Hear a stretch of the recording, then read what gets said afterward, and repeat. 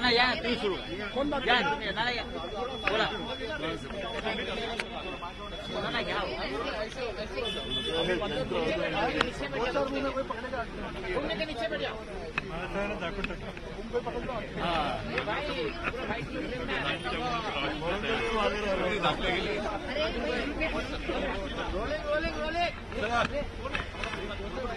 आज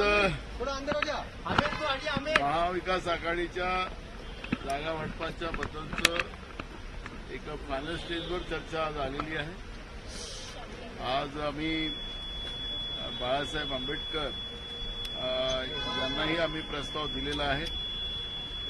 उद्या त्यांचा प्रस्ताव आमच्याकडे येईल आणि जवळपास महाविकास आघाडीमध्ये वंचित आघाडी ही पण समाविष्ट होईल असा आमचं आता मत झालेलं आहे. आणि जवळपास उद्या नाही तर परवा महाविकास आघाडीच्या जागा वाटपाचा प्रश्न अंतिम निर्णय आम्ही करू आणि त्यामुळे महाविकास आघाडी सक्षमतेनं महाराष्ट्रामध्ये लढेल.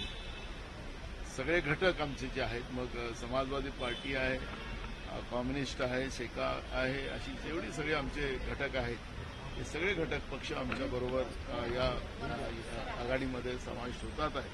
त्यामुळे जवळपास 48 जागा ज्या महाराष्ट्राच्या लोकसभेच्या आहेत, त्या सगळ्या जागेवर महाविकास आघाडी निश्चितपणे त्याचा या सगळ्या आघाडीमध्ये विजय होईल आणि त्या गोष्टीचा आशीर्वाद आमच्या महाविकास आघाडीला मिळेल. त्याची कारणं पण आहे. आज शेतकऱ्यांची आत्महत्या आहे, सरकार शेतकरी विरोधी आहे, हे आपल्याला स्पष्ट झालेलं आहे. तरुणांच्या विरोधात आहे, बेरोजगारी मोठ्या प्रमाणात वाढलेली आहे. आता आपण पाहिलं की आता जो बजेट आलेला आहे त्या बजेटमध्ये महागाई कुठं कमी होईल का अशी अपेक्षा होती. ती पण महागाई कमी करण्यामध्ये सरकार अपयशी ठरलेलं आहे आणि लोकांमध्ये तीव्र चीड या सरकारच्या विरोधात आणि सरकारवरच आता विश्वास राहिलेला नाही. मग केंद्राचं सरकार असो की राज्याचं सरकार असो. आणि या सगळ्या प्रक्रियेमध्ये महाविकास आघाडीवर राज्याच्या जनतेचा विश्वास आहे आणि त्याच्यामुळे या निवडणुका लोकांच्या आशीर्वादाने महाविकास आघाडी जिंकेल अशा पद्धतीचा सर्वे पण आता आमच्याकडे आलेला आहे.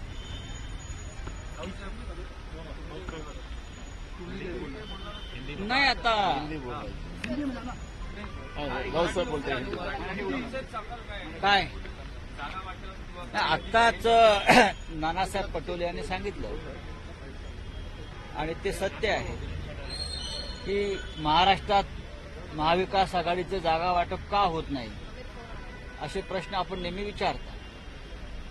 आज आम्ही सगळे प्रमुख लोक काँग्रेस, राष्ट्रवादी काँग्रेस, शिवसेना, वंचित बहुजन आघाडी आणि आपण पाहिलं की सगळे प्रमुख नेते आज पृथ्वीराज चव्हाणजी इथे उपस्थित आहेत. एक चव्हाण गेले, दुसरे चव्हाण बसले.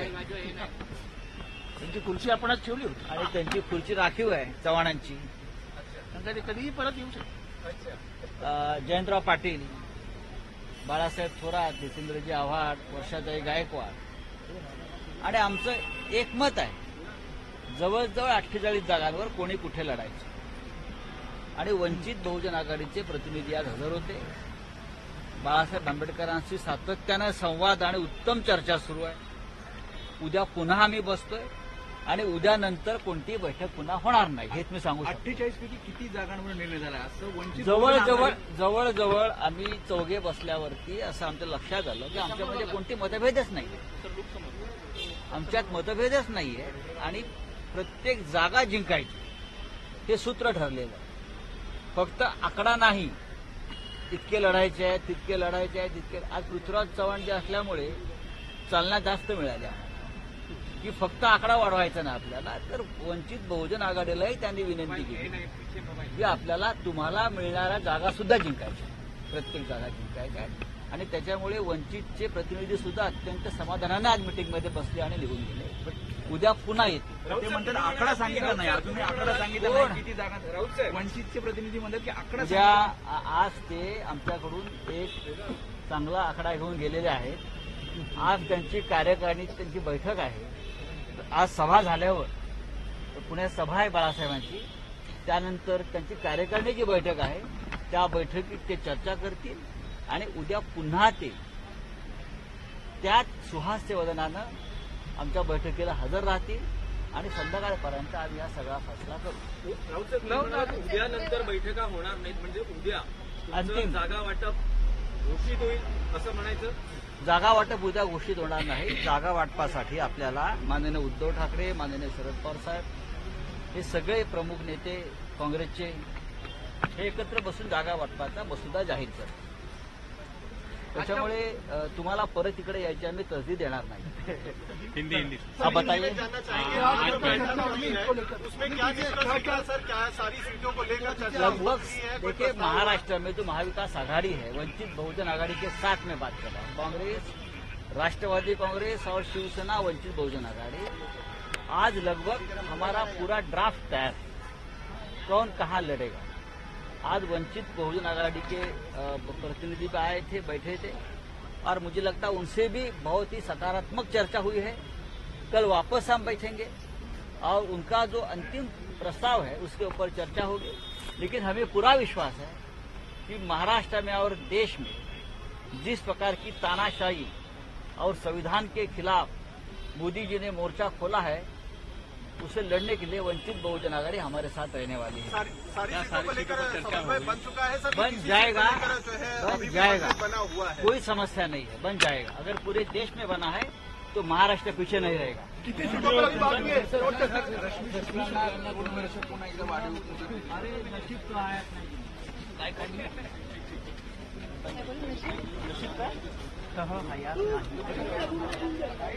अरे पकड नाही.